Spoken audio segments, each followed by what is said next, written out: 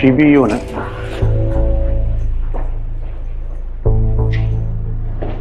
This is where the unit still stands. We're seeing from inside the Bristol County House of Corrections. Inmates incited a 6-hour-long standoff on Friday when correctional officers attempted to move them to different blocks. On that day, we were going to move some inmates out of this unit and put them behind a locking door unit. They didn't want that. So they decided to refuse to move and damage the unit. Sheriff Paul Heroux says that the inmates destroyed the jail, breaking apart different items such as beds to make weapons. No operators got hurt, no inmates got hurt. We were very lucky that day.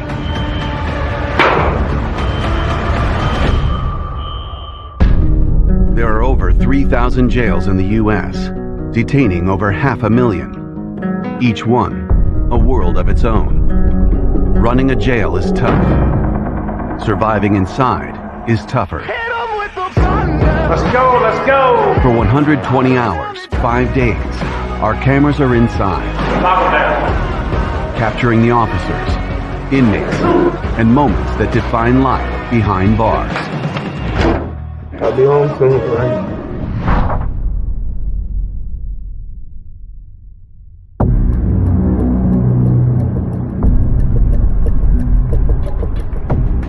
Bristol County, Massachusetts was once among the wealthiest places in America, built by fishermen and factory workers. With those industries now gone, the county faces poverty, opioid addiction, and local street gangs that prey on both. Here, the Bristol County Sheriff's Office oversees both the Bristol County House of Correction and the historic Ash Street Jail, the nation's oldest continuously running jail.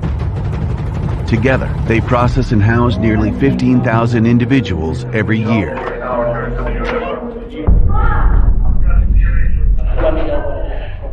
You guys can just go right around. So you guys have already been searched. How you doing, buddy? Get in there good. All right, thank you. Have a good day. You too. Superintendent Joseph Oliver arrives to conduct a compliance inspection of one of the housing units. Morning, gents. As inmates become more violent than in years past, the Bristol County Jail operates under strict controls to maintain order and safety. So as you're walking by, you're looking for the light inside the cell. Being able to see in the cell. How you doing, bud?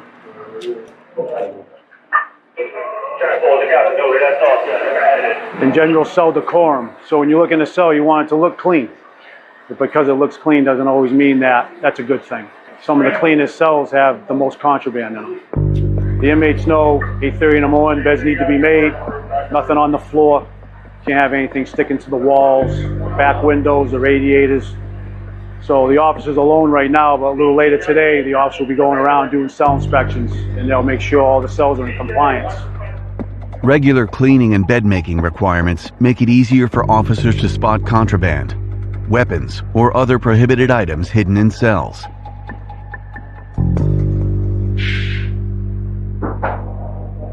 Afternoon. You gotta start making your bed, okay? Appreciate it. The biggest problem we have at this jail, we have 22 housing units. 11 of the housing units don't have locks on doors. The person who designed this jail had a history and the experience of designing college campuses.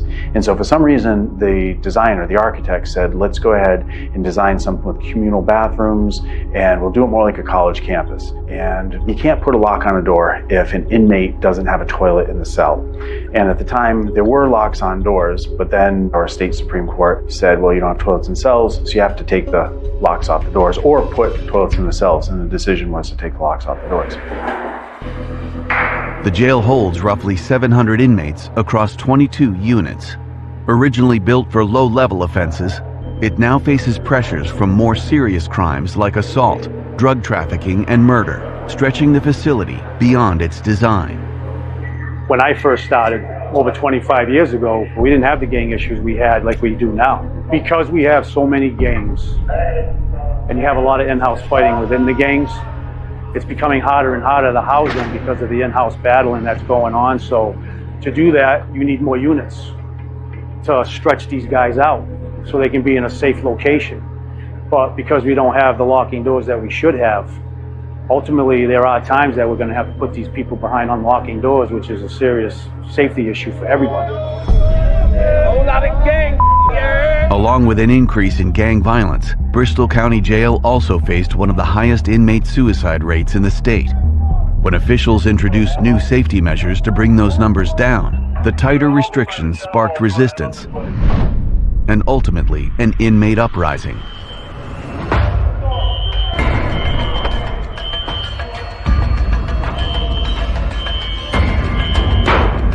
We had to call out for outside assistance from other agencies. Our own SRT was activated. I was the assistant superintendent. I was actually off duty, and I called in because I had gotten a text message that something was going on at the jail. So I reported in from the street. And when I got here, agencies were already here and they were already planning. So I just jumped into it. Response was quick, and we were able to take the unit back over. The GB unit where the uprising occurred still remains unoccupied, as the jail waits for funding to complete the installation of cell door locks and toilets. If these cell doors locked, we would have been locked down at the time this all happened, which would have been a lot better for us.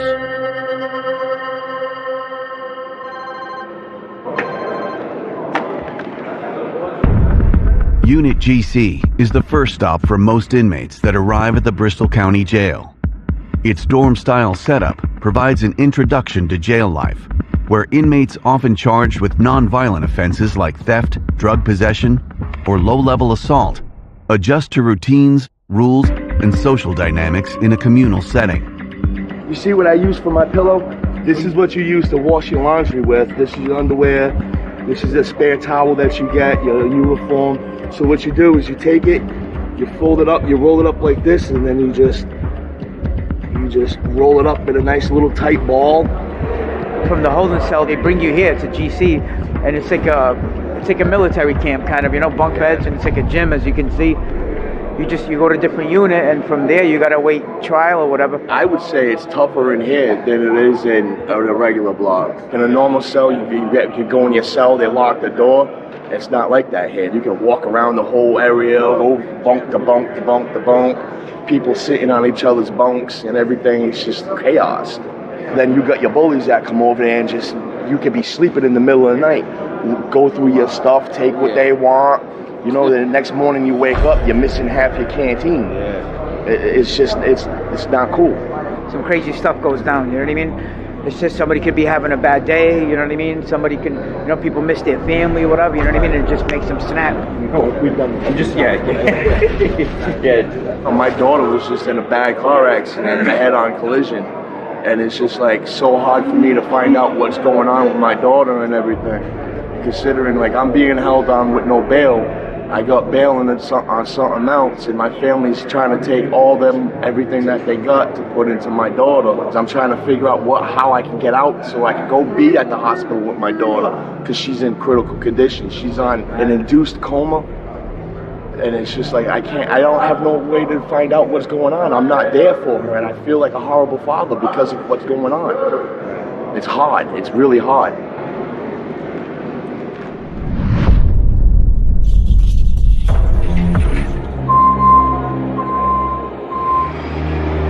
A transport van arrives carrying a new group of inmates who are about to be booked into the facility.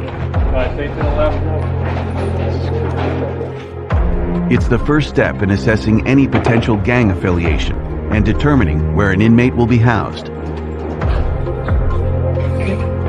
Before entering the jail, every arrestee must sit in a body scanning chair.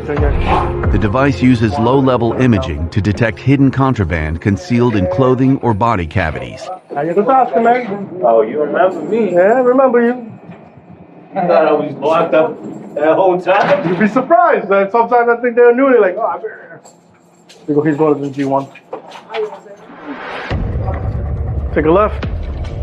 And you're stepping out yellow box for me. What's your first name? Pablo. Were you born in Boston? You're Muslim? Yes. How many children you have? 2. Are you addicted to any drugs or alcohol? Yeah. To both? Yeah. Are you affiliated with any gangs? No. For inmate Tabo Matla-Lugosi, what started as a simple errand quickly turned into a costly mistake. What happened here tonight? I got into a car accident. We were driving actually to get diapers for my kid. As we're driving in the car, someone hits us on the side. I'm in the back seat. The car hits my side, so I get locked inside the car. So by the time the cops come, they're like, oh, what happened? They ask us. I'm telling them, yo, I'm just trying to get some diapers and go home. Like, that's it. Like, I'll walk home. Like, I'll walk home right now.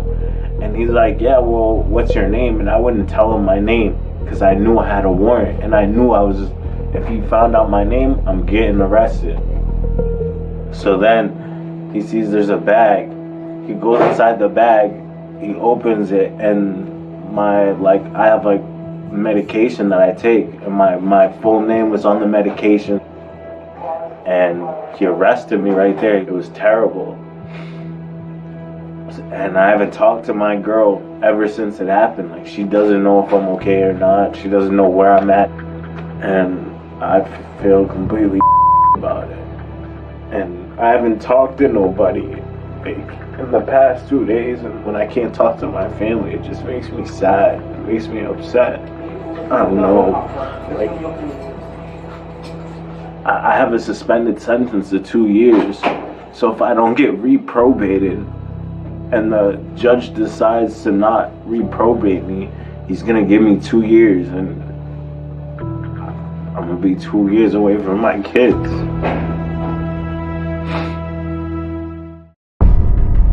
I have a suspended sentence of 2 years. So if I don't get reprobated, I'm gonna be 2 years away from my kids. Inmate Matla-Lugosi remains in booking as he waits to be classified and assigned to a housing unit. Just want to talk to my kids, talk to my mom, tell them I'm sorry. And my fiance, she called me an Uber, but my friend came and pulled up, and he was like, I'll just give you a ride. I should have just took the Uber, left, and came back, but I don't know. I haven't seen my friend in a while, so I just wanted to go smoke some weed with him and chill. And I'm just trying my best, really, to just change my life. Like, I started selling weed at 13 years old. And obviously it progressed. I started selling pharmaceuticals like pills at 16. 18, started selling crack, and I've been selling every drug you could possibly think of. I'm just trying to switch my life around.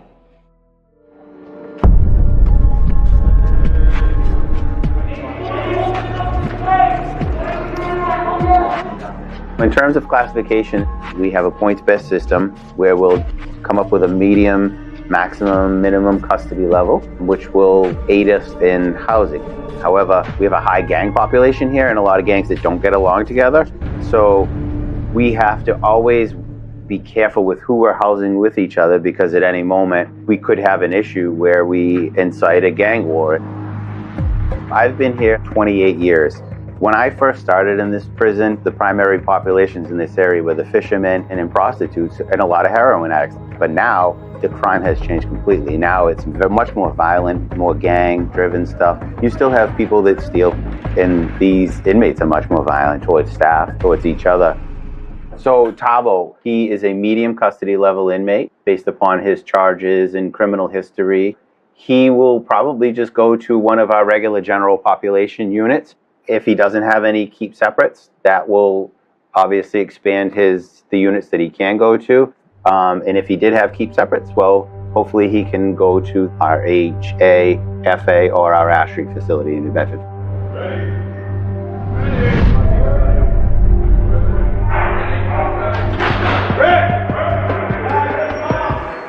Also under the sheriff's purview is the Ash Street facility, the country's oldest continuously running jail, which once housed Lizzie Borden in 1892.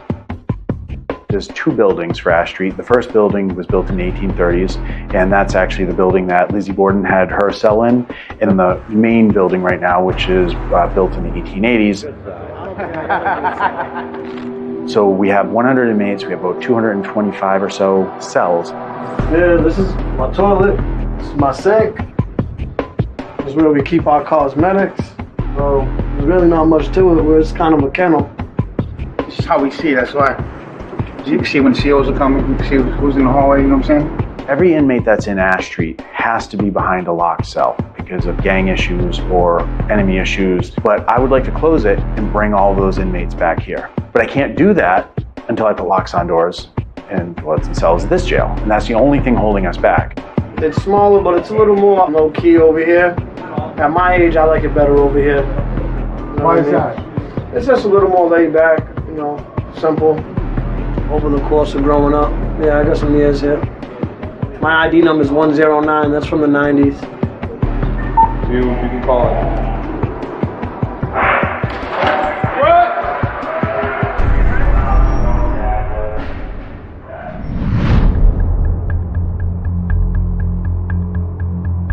All right, guys, good morning. Captain Ferrer, recruits. If you don't know me, nice meeting you. Welcome to the shakedown. Officers and recruits are preparing for a shakedown following a tip about possible contraband in the Dartmouth facility. Today's target is going to be HA unit. We're going to take one guy out in handcuffs. He stays outside the cell.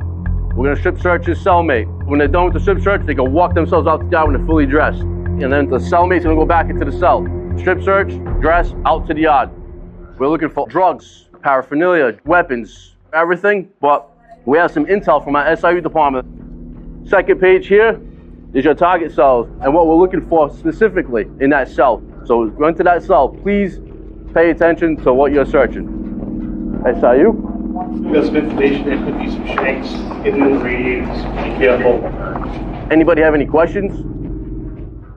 All right, guys, walk in columns, so that's side by side. Go in organized, all right? Yes, sir. SIU is the department that investigates any type of inmate activity. And we get information in various ways. Sometimes the correctional officers have a rapport with a certain inmate. We also have family members sometimes will be concerned. They'll call and give us information. And we have inmates contact the confidential tip line, a phone number where inmates can call directly to our office. In this particular situation, we got a call from an informant that had given us information in the past and made us aware that there could be some weapons in the unit. Guys good? We're headed in. There's some tension in the unit between some rival gangs, and typically when that happens, people start arming themselves, and that's always a concern to us. So when we get that information, we try to act on it as quick as possible.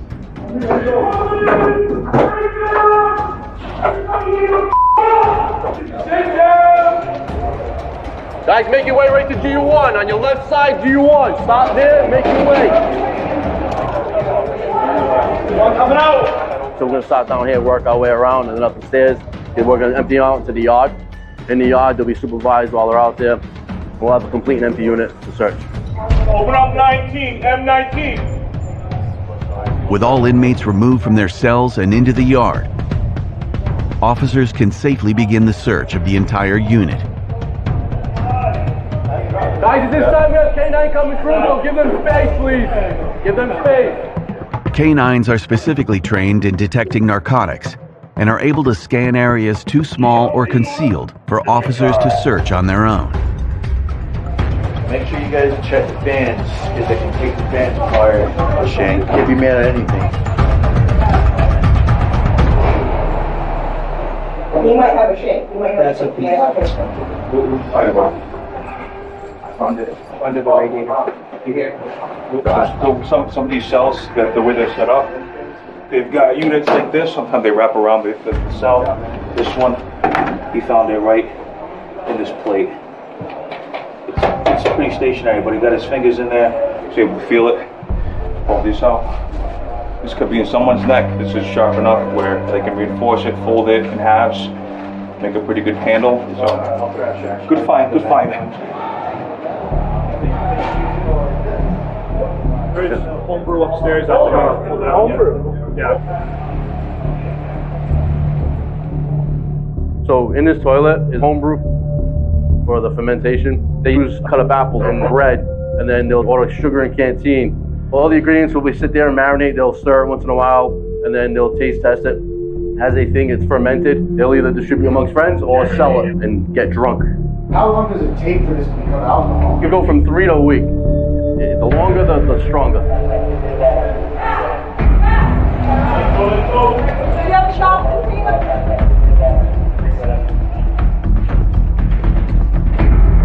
Oh my God! It's a shank.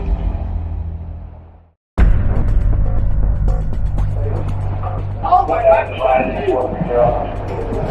It's a shank. This is pretty much what they call a shank. You used to like punch someone. It was located under the heater after we knocked it a few times and fell out. It's hard metal. Not sure what it's made of, but definitely can do some damage. The more we find stuff like this, saves lives, inmates' lives, our lives. So doing stuff like this on a daily basis really helps. It goes to SIU, and then they just start their process from there. We're done here? Good? It's a 24-hour operation when it comes to contraband. It's very, very difficult to control. We try to minimize it as best as possible, but remember, they have 365 days a year to manipulate these items, and we have to keep in contact with figuring out how we're going to find these items. So it's not easy to do. Given the jail's significant gang population, it's critical for the Special Investigations Unit to quickly review every piece of seized contraband to determine whether unit assignments need to be adjusted. So we got 4 shanks that we found during the shakedown this morning in HA unit. If they have an issue with another inmate, they use it to intimidate them, or sometimes they can actually stab you with it, you know? This looks like a piece of a tablet, and they sharpen it. They sharpen it to a point where, you know, this looks like a piece of a fan motor that they sell in the canteen. They take the fan apart, and they grab the piece of metal in there, they sharp it to a point. It's wrapped with a piece of bed sheet, and they use it like as a handle, you know, to actually puncture a wound into you. Same thing with this one. This looks like a piece of fence. This is the one that can do the most damage. I mean, nice handle here, a nice 6-inch piece of steel sharpened to a point. Definitely can kill somebody very, very easily. These 3 we found in a cell, so we can discipline the inmates that were assigned to that cell. A formal disciplinary report is written to the individual that was in that particular cell, and then the disciplinary board officer will have an interview with them, and then a lot of these guys, they'll plead guilty and they get sanctioned. Freedom that you have in the unit, we're going to take that away from you and lock you in a cell for 10 days. Does it work? You want my honest opinion? I would say 50-50. So it works for some guys, and for some guys, you just don't care. They're going to go back out to population, and they're going to do the same thing.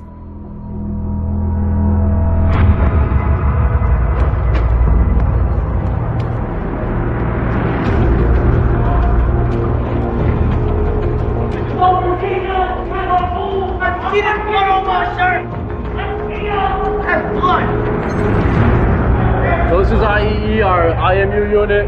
These guys are all single bunk, meaning they're living alone. These are high risk, highest level assaultive inmates. If an inmate is a danger to themselves, others, property, or the operation of the correctional facility, they are put in disciplinary detention in the Special Management Unit. 40 days! 40 days! Running for 45! Elian, why are you down here? I did for a shaking and fighting. And throw Be okay with being on film? So we're going to put you in restraints and we're going to go in, all right? Inmate De Leon is no stranger to disciplinary detention, having been sent there numerous times for a range of jail infractions. SMU Control, let me get G7 sec.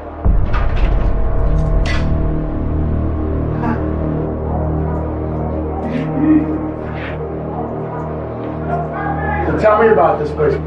It's difficult. We're in here 22 hours of the day for the most part. you lose a lot of privileges that you get on being on the block. Like if I was out the hole, I'd be able to be on my tablet, call people. We get a bunch of apps, we get music, and like we get to like walk around the unit freely, and you can just be around people. I mean, I'm in here by myself. Like depending on how strong you are mentally, it could possibly drive you crazy.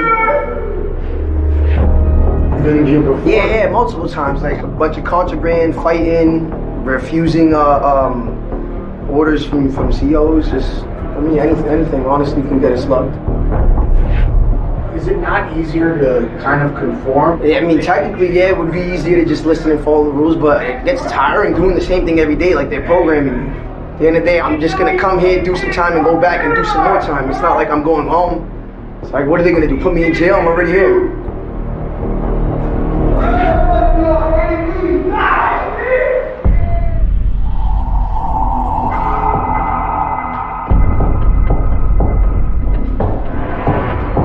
That's usually where we watch the movies right there. We usually have sports on that TV right there. Inmate Multa Lugosi has been transferred to the GC unit after spending his first night in jail. Oh, this is my big bro right here. Okay. This is my big brother. This is my other big brother. Okay, yeah. I'm gonna tell the truth. I am a gang member, and I love being a gang member. I love my gang. It's simple. It's a brotherhood, and it happens to be what it is. I mean, we lock down. Let's blocks hold it down. You don't want to tell the cops that because they have like certain units for these gang members. You'd rather be on like a free block. Inmate Multa Lugosi's gang affiliation presents a housing concern, as the presence of rival gang members in the unit could elevate the risk of violence and place all other inmates at risk. Muslim tray? No, you're not on the list. You told me it should be. Not yet. Not yet? I can't eat this because I'm Muslim. This is bologna. The pasta's old. I can't eat it because it's not blessed. No, I'm good, brother. You eat that, man.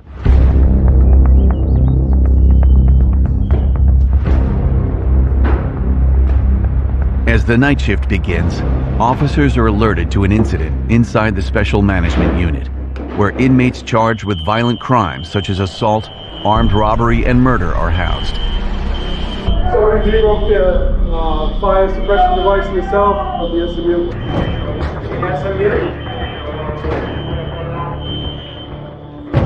When an inmate breaks a fire sprinkler, the cell is filled with high-pressure water, flooding the unit and creating a dangerous situation for both the inmates and officers.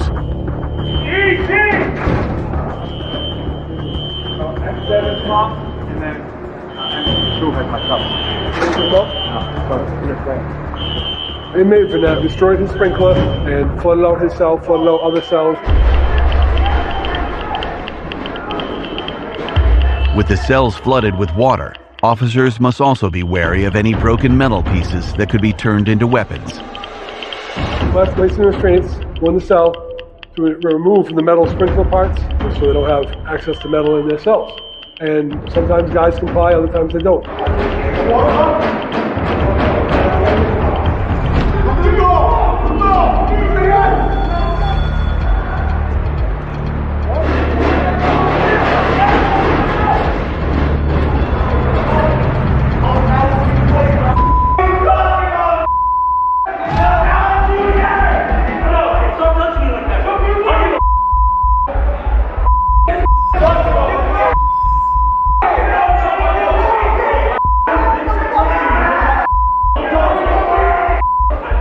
The inmate is shackled to minimize the risk of resistance, assault, or flight during his transfer.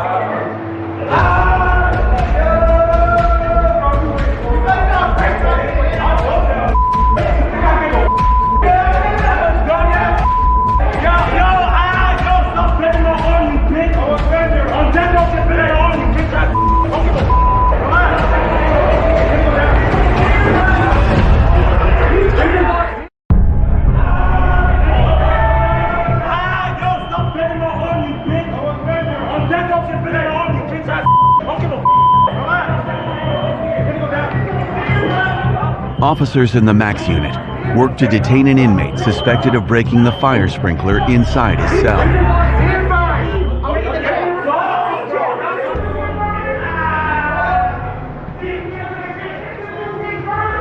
They do it to act up. Sometimes they do it because they're bored. Other times they do it because they didn't get their way or they want something. I smoke weed, but I be high when I'm off the perky. Okay. Unfortunately, we have to respond to the situations. And in that case, his lack of compliance led to him being placed in a restraint chair. Well, cheaper, he said. But he'll be in the restraint chair until he complies. And if he complies, he'll come out of the chair and he'll be in seg now after that. And we'll put him in a cell that has no sprinkler because there's already cells in there with broken sprinklers. He'll go in one of those so he'll get the chance to take another one tonight. I'm about to pass out. I can't breathe.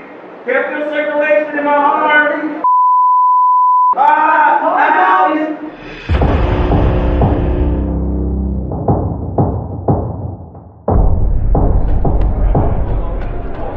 10, 20, I got 20. Negative 20 in a hole. In Unit GC, inmates try to make the most of their time inside using routine and activity to help them get through each day. Remember I told you about my fiance? When I made that phone call, she told me, I've been sleeping with your cousin for the past 2 days, and it's over. I can't be with you anymore. And I guess now they're living together. That broke my heart yesterday. Like, it killed me. Wait, overnight all this happened? Yeah, I was like, But at the same time, I met some girl when I was in lockup. I met some girl named Destiny. She was in the female unit.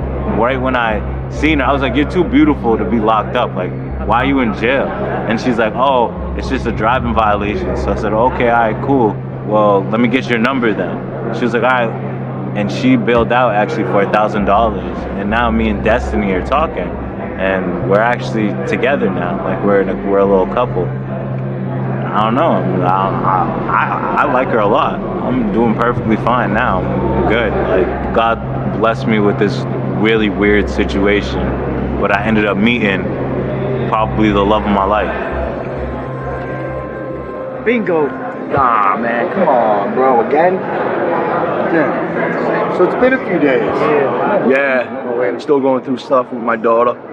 Found out she's out of ICU. They had like hours and hours of surgery on her when she had that accident. Thanks, man. I appreciate you. Appreciate you. These are my prayers. I know, buddy. These are my prayers. Thanks, cuz. But she's lost her leg from the accident and everything, all because of drunk drivers, man. It messes with me. But I got some good news today. I went to court and I got bail on my violation. And hopefully tomorrow, my girl bails me out tomorrow, so I get to go home and go see my daughter at the hospital and everything. I can't wait to go see my little baby girl. Hold her hand and just let her know Daddy's home. Daddy's there with her. Has it changed you this last experience? Oh yeah, yes. Because when I first came in here, I was drinking a lot every day. I was crazy, like all over the place. But since I've been in here, man, like my mind's opened up to so much stuff because I've seen so much. I'm not coming back.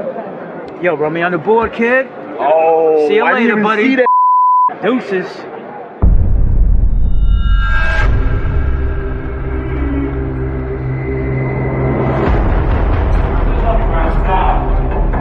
Burnett, you ready?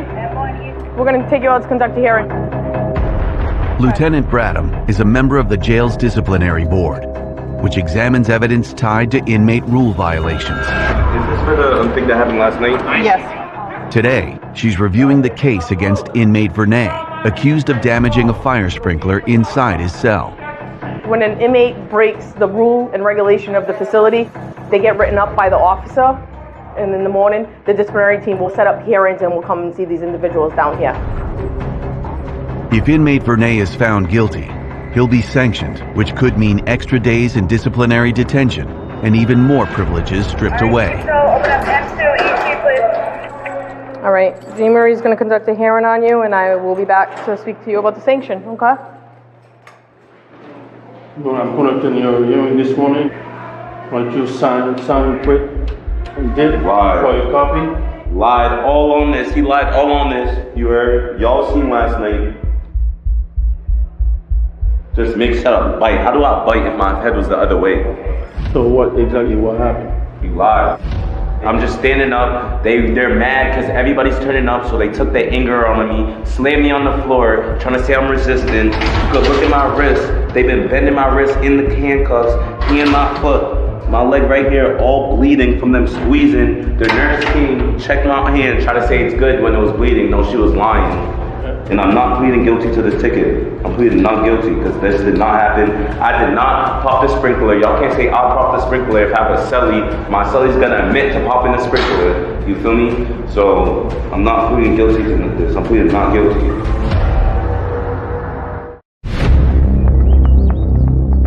So what happened? You lied. They're mad because everybody's turning up, so they took their anger on me. I did not pop the sprinkler. Y'all can't say I popped the sprinkler if I have a celly. So I'm not pleading guilty to this. I'm pleading not guilty. Inmate Vernay meets before the disciplinary board to answer allegations that he damaged the sprinkler inside his cell and was non-compliant to officer orders. How could y'all say I broke it if there's no cameras in the cell? How y'all trying to put it on some me? Okay, she can't come talk to you. Hey Burnett, how you doing? I watched the video footage. Yeah, I did not do none of that. So you broke the fire suppression device in your cell. When being removed from the cell, you began to be resistant. That's what we watched on video. You were jumping around, you were being resistant, so you got brought down to the ground, you were placed in the restraint chair. I was not. So I'm appealing all of that. So you want to appeal the whole deal report? Okay. Try to bite how I try to bite the staff with his hand is on my head. Y'all only about to play me like I'm dumb. Last night, he was supposed to be next for a shower, and the officer told him just wait 5 minutes until the other individual is done, and he didn't want to wait. So he broke his fire suppression within his cell, and the officer witnessed him do it. So it's going to be $175.91 and a 10-day lockup, okay? How am I getting charged if he's taking the rap for it? None of you guys want to take responsibility for the So you already seen that suppression he did take it? I can't discuss other That's a lie. inmates, That's a lie. 'Cause I already talked to hearing. him. That's a lie. Okay. You can appeal my decision. You have 7 days to put your appeal in, and Colonel Torres will render the decision. All right. This individual appeals every disciplinary report he gets. He's young and he feels like it's a cool thing to pop a fire suppression device, refuse orders from staff. Close M5, set. So he's pretty much putting on a show, as they call it, give the inmates rec, pretty much entertainment.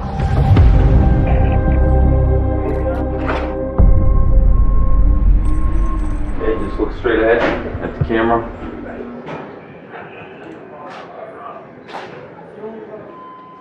Okay, you're all set. We're gonna change you out. So basically, we take a picture when they come in, and then we take a picture, an updated picture when they leave. So like the local PDs and the resting law enforcement agencies have a updated picture on file.